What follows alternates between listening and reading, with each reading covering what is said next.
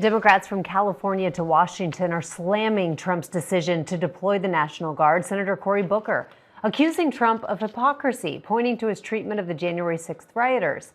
ABC's Perry Russom has more now, live from Washington with the latest. Good morning, Perry. Rhiannon, good morning to you. Democrats call mobilizing the National Guard a dangerous overreach of executive power, while Republicans are standing firmly behind the move. This morning, sharp political reaction after President Trump federalized California's National Guard without state approval. It's the first time a president has taken control of a state's National Guard without approval in 60 years. Democrats say the move could undermine democracy. We have a president who is moving this country rapidly into authoritarianism. He thinks he has a right to do anything he wants. I need to get in.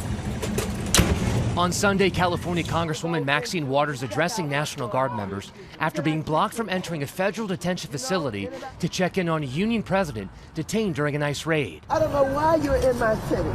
You did. The governor was not contacted. This is wrong, and I hope that none of you will use those guns to shoot anybody. 22 Democratic governors have signed a letter condemning the move, labeling it an alarming abuse of power.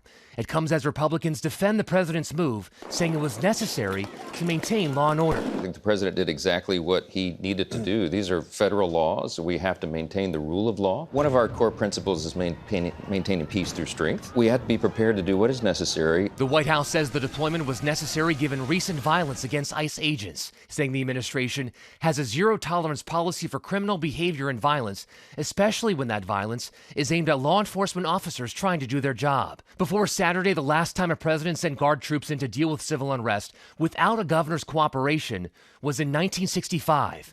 President Lyndon Johnson deployed troops to protect civil rights marchers in Selma from violence by local police and pro-segregationist mobs. A contrast to now, with troops dispatched not to defend protesters, but to disperse them.